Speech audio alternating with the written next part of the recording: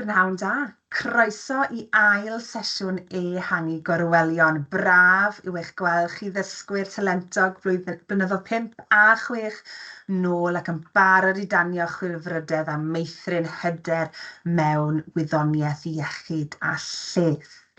Siwan Richards o Ysgol ydw i, ac yn ymuno gyda fi heddi eto, mae Emma Hughes Parry o Ysgol Feddygol, Prifysgol Bangor. Byddwn ni'n gwneud y sesiwn cyfan trwy menti fel wythnos diwethaf. Felly ymunwch gyda ni drwy'r cod QR neu drwy'r ddolen ar y we a rhoi'r pin mewn. Bydd y wybodaeth ymuno ar frig y sgrin os nad ydych chi yn cael amser i ymuno. Croeso Emma a diolch am ymuno gyda ni heddi. Nawr os feddyliwn ni nôl Emma i'r rhai oedd gyda ni wythnos diwetha yn y sesiwn, cwestiwn nathon ni osod ar y diwedd ar gyfer ein dictoriaid dan hyfforddiant oedd bod Osian yn chwarae pêl-droed gyda'i ffrindiau. Ar ôl ychydig, roedd ei frest yn dyn, roedd e'n bysychu, yn bryn o anadl. Pa system oedd yn gweithio yma a beth allai fod o le gyda Osian? Nawr fi'n siŵr bod nifer o'n dysgwyr wedi cynnig atebion arbennig. Beth bydde ti'n gweud fyna, Emma? Felly, fel ti dweud, dwi'n siŵr fysa yr rhan fwyaf dysgwyr wedi meddwl am hyn, ond oedd o yn ffeindio fo'n anodd iawn i ddal ei wynt, felly y system resbiratol. Ond yn amlwg, da ni ddim yn gwybod yn iawn beth sy'n mynd ymlaen efo Osian, ond os mae rhywbeth fel hyn allan digwydd yn aml, a mae o'n mwy allan o wynt na ffrindiau fo, bosib, ella bod ni'n edrych ar rhywbeth fel asma. Dwi'n siŵr bod chi gyd yn nabod rhywun sydd efo asma, ac ella bod hyn bod asma yn mynd i gael ei trin ella efo inhaler ella. I ddechrau ella, fyswn ni'n gofyn i Osian eistedd lawr ac ymlacio a sicrhau bod o ddim yn parhau i fod allan o wynt. So ie, diolch yn fawr iawn. Grêt, diolch Emma. Wel, na ni wedi edrych nôl ar sesiwn diwetha. Nawr, ewn ni mlaen at sesiwn heddi, yr ymennydd a zombies. Diolch Emma. Ia, so heddiw yma, da ni'n mynd i siarad dipyn bach am yr ymennydd, gwahanol rhanbarthau'r ymennydd, so gwahanol rhannau ohono fo. Da ni dal ddim yn gwybod yn union sut mae'r ymennydd yn gweithio a be mae bob rhan ohono fo yn wneud. Ond da ni'n gwybod rhai pethau, ac mae lot o be da ni'n gwybod am yr ymennydd yn dod o arsylwi neu edrych ar cleifion neu pobl sydd wedi ella cael damwain i'r ymennydd neu mae rhywbeth wedi mynd o'i le i'r ymennydd. A wedyn, da ni'n edrych ar pa fath o bethau maen nhw'n cael trafferth yn wneud. Ac wedyn, da ni'n meddwl, maen nhw'n cael trafferth yn wneud XYZ. Felly, da ni'n meddwl bod y rhan yma o'r ymennydd yn gyfrifol am gwneud y tasgau XYZ yma. Hynny, da ni'n gwybod bod yr ymennydd yn gweithio fel rhwydwaith, felly mae lot, bob dim da ni'n neud yn digwydd oherwydd yr ymennydd, a mae lot o'r gwahanol rhanbarthau wedi cysylltu, mae yna links rhwngthyn nhw, felly dio ddim yn bosib deud, mae'r ardal yma yn gwneud y job yma, ond yn sicr, da ni yn gallu deud bod rhai rhannau o'r ymennydd yn fwy gyfrifol am rhai tasgau na ardaloedd eraill. So, da ni'n mynd i edrych ar rhai rhanbarthau penodol? Cwestiwn gyntaf, sori. Cyn hynny, gewn ni gwestiwn Emma. Beth mae'r ymennydd yn ei wneud? Rheoli anadlu, rheoli treiliad, cof neu popeth? Reit, rhown ni 10 eiliad bach ar y timer. Cwestiwn bach i ddechrau y sesiwn bant cyn bod ni'n mynd mewn i weld rhannau gwahanol yr ymennydd gyda Emma. Reit, dewch i ni gael gweld sut mae'r ymatebion ar hyn o bryd yma. Lovely. Ie. Bach o trick cwestiwn fan hyn yma? Iawn, ie. So, mewn ffordd, mae bob un atab yn gywir, dydy. So, mae'r rheoli anadlu, mae'r rheoli treiliad, mae y cof yn cael ei prosesu yn yr ymennydd, ond, really, mae'r ymennydd mewn cysylltiad gymaint efo bob rhan o'r corff, felly mae o yn rheoli bob un system really yn y corff. So, ie, bron iawn, pob dim da ni'n neud yn cael ei rheoli gen yr ymennydd mewn rhyw ffordd.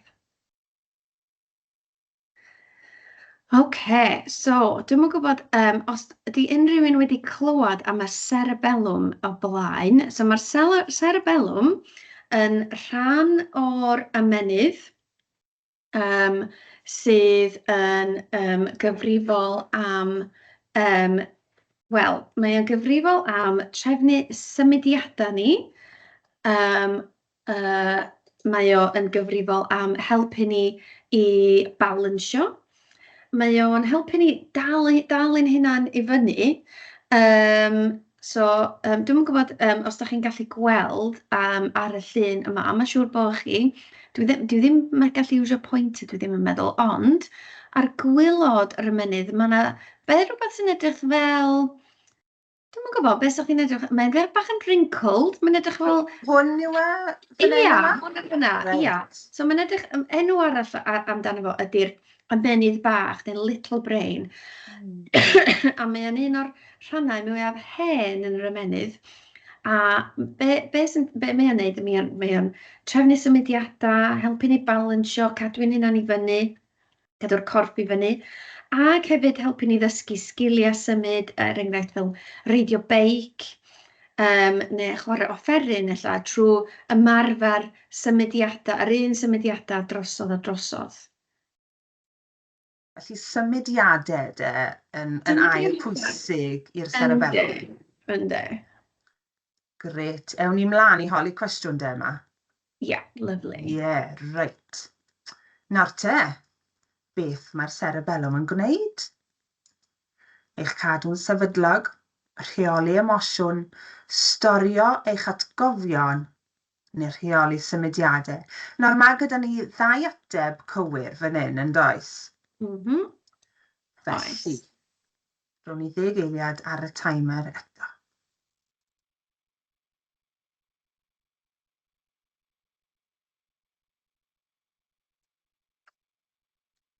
Da iawn, mae'r atebion yn dod I mewn. Dewch I ni gael gweld. Lle ni arni. Rheoli symudiadau yn dod mas yn glir yn diwe. Beth am yr ail beth falle byddai'r cerebellum yn gwneud? Ie, so mae'r ail... So, prif beth, ie, rheoli symudiadau. A mae o hefyd ein cadw ni'n sefydlog. So, cadw ni'n sefyll I fyny, nid siŵr bod ni ddim yn disgyn drosodd ar hyd y lle. Felly'r balance wedyn. Balance, ie, balance, ie. Gret. Reit, beth sy'n digwydd os yw'r cerebellum wedi cael niwed? Nawr te, gwneud dewisiadau gwael, teimlo'n flin, cerdded yn sigledig neu anodd cael balans. Mae'n credu bod ydyn ni 2 gwestiwn cywir, ateb cywir fan hyn hefyd. Ie. Reit, rwy'n ni 10 eiliad bach ar y cloc. Bach o amser gyda chi I feddwl yn byty fe.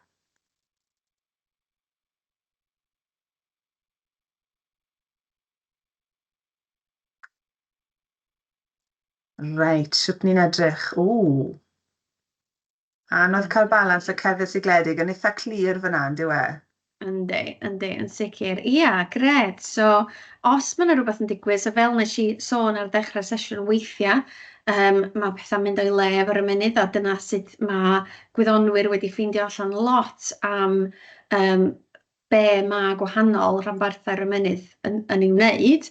Ia, so os mae rhywbeth yn mynd o'i le, ella bod rhywun yn cael traffarth, cael balans nhw, ella bod nhw'n cerdded yn fwy sigledig, chydig bach, ella. So ia, gwych. Da iawn, reit. Ewn ni mlaen i'r un nesaf. So llaped flaen neu'r frontal lobe. So mae'r llaped flaen yn, fel sa'ch chi'n meddwl, fel sa'ch chi'n disgwyl, yn blaen yr ymennydd, reit yn ffrynt y pen.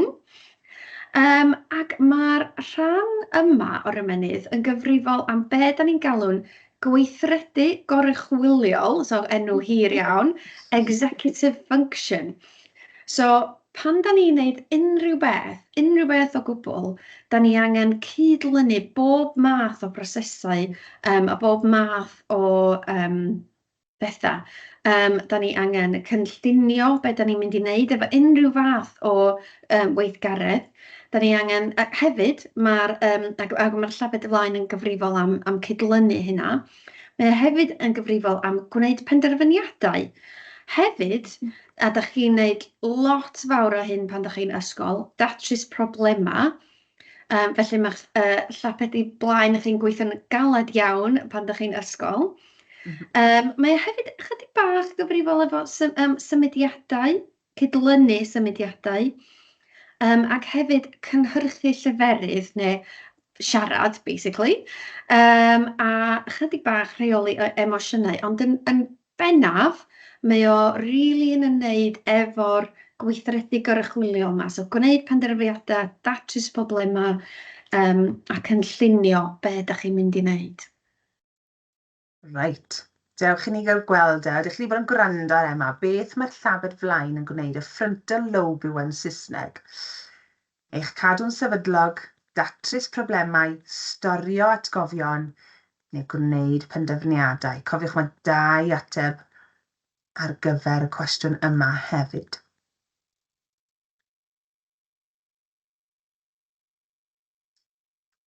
Reit, dewch i ni weld sut mae'r atebion yn dod mewn. Datrys problemau a gwneud penderfyniadau, Ffantastig, So, dyna'r prif bethau mae'r llaped flaen yn gyfrifol amdanyn nhw. Ond mae o hefyd yn involved efo bob math o pethau eraill. Fel o'n i'n deud, mae bob rhan o'r ymennydd efo cysylltiadau i bob rhan arall. Reit, beth sy'n digwydd os yw'r llabed flaen wedi cael niwed, chi'n meddwl, y frontal lobe? Anhawster gwneud penderfyniadau, anhawster arogli, cerdded yn sigledig, neu anhawster trefnu tasgau. Nawr te, 10 eiliad fyna.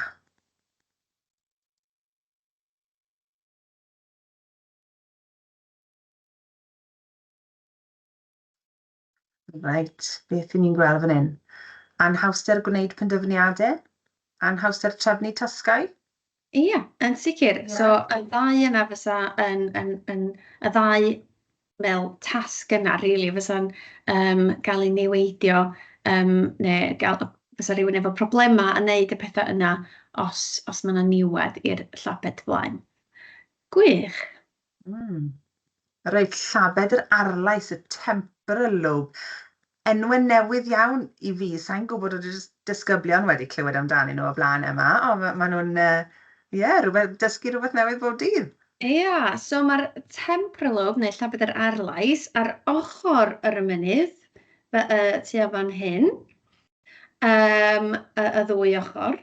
Ac yn yr ardal yma, yn yr ymennydd, mae yna lot yn ymwneud efo'r clystiau. Felly, da ni'n prosesu be da ni'n clywed, fel da chi'n meddwl mae yn agos iawn i'r clystiau, so da ni'n prosesu be da ni'n clywed. Ond hefyd, da ni yn creu ac yn adalw atgofion. So fama os da ni'n eisiau cofio rhywbeth, neu ddim eisiau cofio rhywbeth weithiau, mae'r ymennydd yn creu yr atgofion yma o beth sydd wedi digwydd. Ac hefyd, pan da ni'n cofio rhywbeth sydd wedi digwydd o blaen, mae'r llabed yr arlais yn ymwneud efo dod ar atgof yna yn ôl i chi, so da chi yn gallu cofio fo. Hefyd, yn yr ardal yma, da ni'n prosesu a deall iaith sydd yn cael ei ddweud yn uchel i ni, felly y iaith ar lafar yn yr ardal yma. So un pwysig iawn. O ie, ydi. Reit, beth mae llabed yr arlais yn gwneud?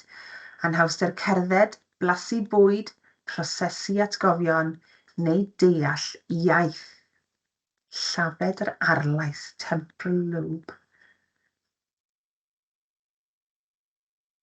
Mae'r atebion yn dod mewn, mae rhaid meddwl amdani nhw'n does. Dau clir fyna wedi dod mewn yma. Ia, gwych.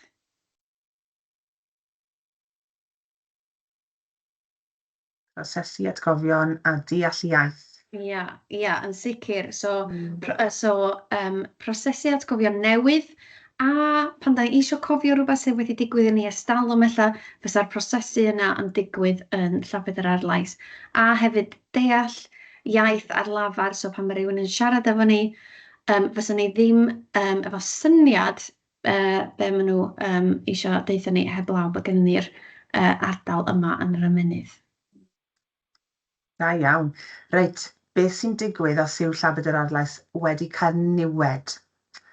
Anhawster deall iaith, anhawster ffurfio atgofion, gwneud dewisiadau gwael neu anodd gweld. Be chi'n meddwl fyna?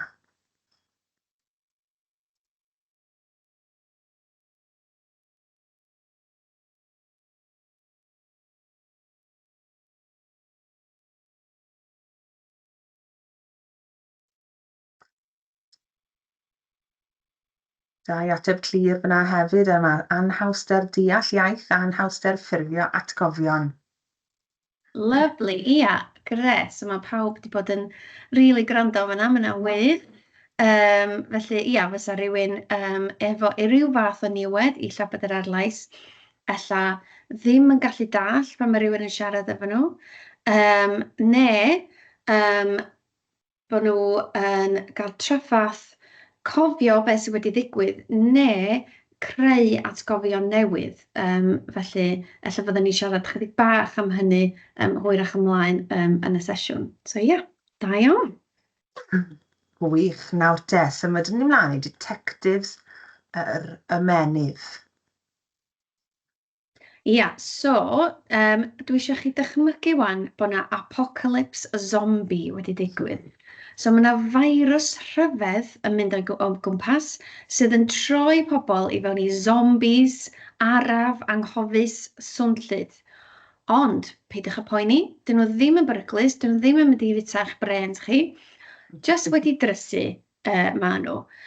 Da chi, dwi eisiau chi dychmygu bod chi yn doctoriaid yn ysbyty Z, a pan da chi'n gweld eich cleifion, mae rhaid i chi ddarganfod pa ran o'r ymennydd mae'r virus yn ymosod arni yn bob claf.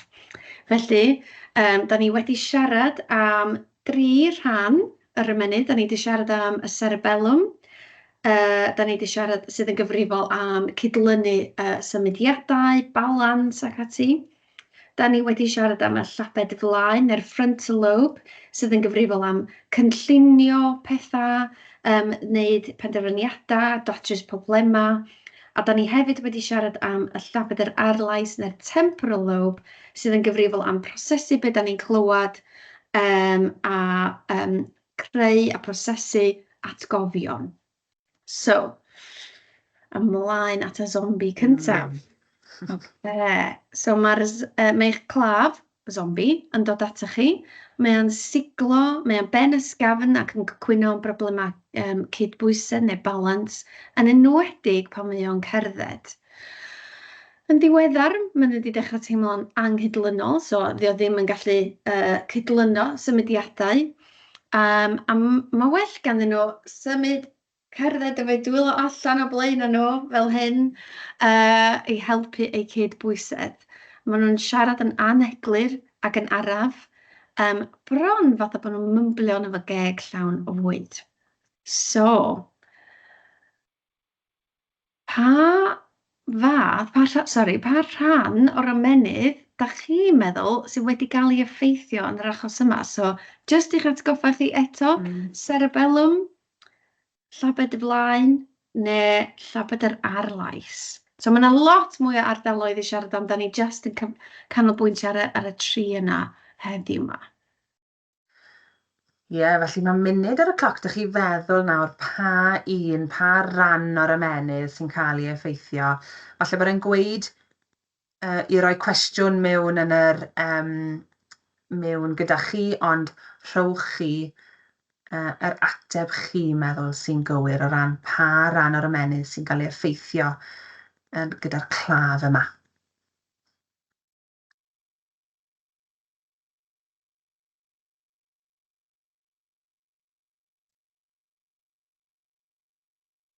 Cerebellum, llafed flaen neu llafed yr arlais.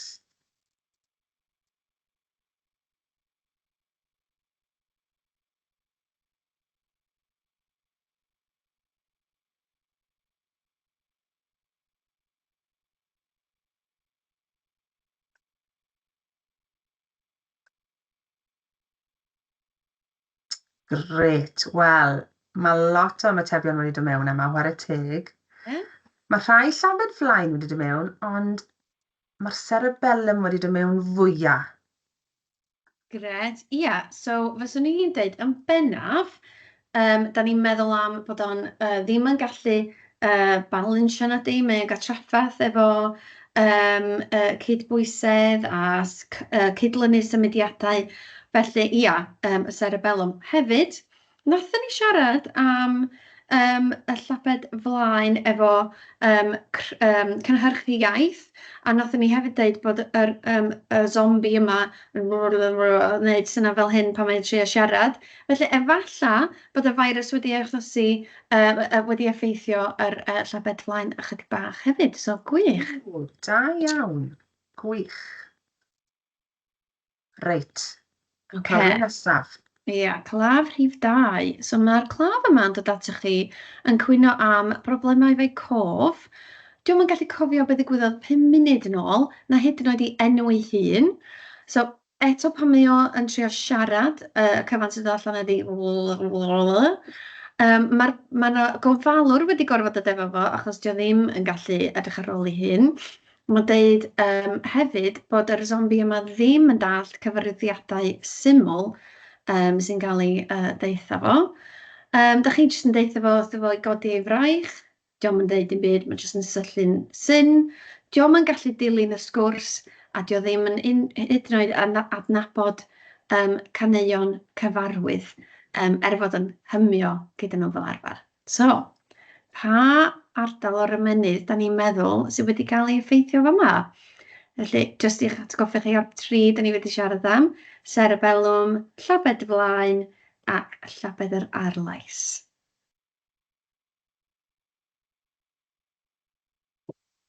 A ni roi munud ar y gloc.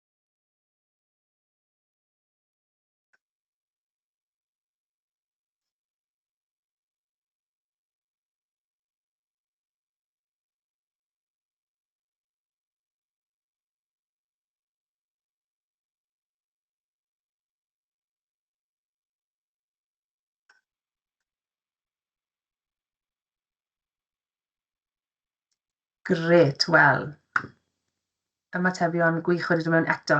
Ni wedi cael bach o gymysgedd yma o llafed yr arlais a llafed flaen. Ie, so eto, so ni'n deud y prif rhan o'r ymennydd sy'n cael ei effeithio fysa llabed yr arlais. Dio ddim yn dallt dim byd, dio ddim yn gallu cofio dim byd sydd wedi digwydd, ac cof a deall iaith sy'n cael ei prosesu yn llabed yr arlais. Ond hefyd, mi nathon ni ddeud bod o'n gwneud syna fel ac yn y blaen. Ella bod o wedi gael trafferthion efo siarad ei hun ac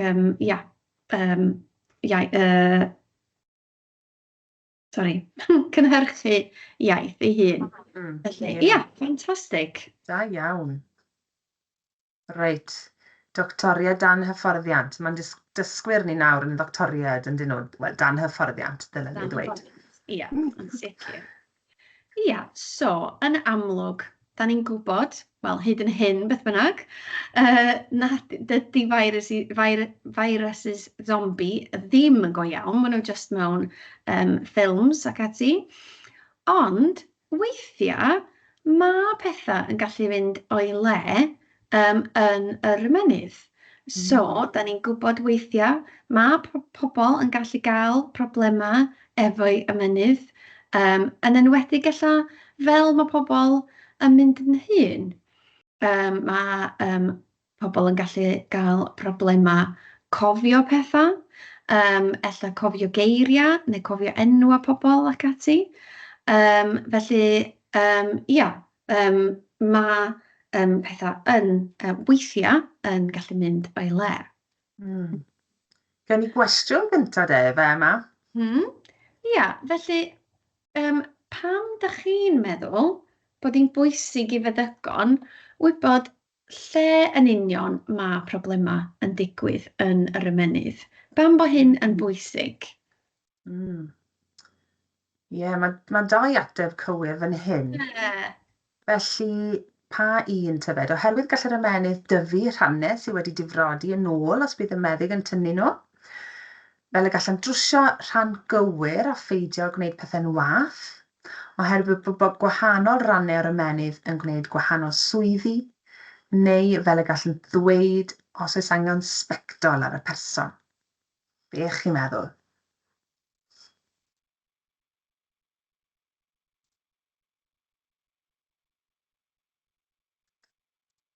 Ewch i ni gael gweld.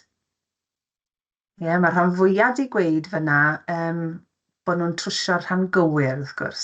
Ie, yn sicr. Ac hefyd, oherwydd bod gwahanol rhannau o'r ymennydd yn gwneud gwahanol swyddi, felly da ni'n gallu deud wedyn lle mae ella rhyw fath o anaf ar yr ymennydd. Yn anffodus, dydy'r celloedd yn yr ymennydd ddim yn tyfu nôl os mae rhywbeth wedi mynd o'i le neu mae'n cael ei tynnu o'na. Ond os mae doctor rhywun yn cael triniaeth ar yr ymennydd, da ni'n gallu sicrhau bod pethau ddim yn mynd yn waeth a mae rhywun yn gallu cael triniaeth ar yr ymennydd. So, ia, gwych. Da iawn. Reit, yr cwestiwn ola i chi feddwl amdano, ynddi fe yma? Ia, so dwi eisiau chi jyst meddwl am munud bach am ella os ydych chi wedi clywed am salwch yn yr ymennydd sydd yn gallu effeithio'r bobl wrth iddyn nhw fynd yn hyn. Fel nes i ddeud munud yn ôl, mae pethau'n gallu mynd o'i le fel mae pobl yn mynd yn hyn. Ia, jyst eisiau chi meddwl am ella rhai pethau neu un peth ydych chi wedi clywed am sydd yn gallu effeithio'r ymennydd. Nawn ni roi munud fach ar y cloc.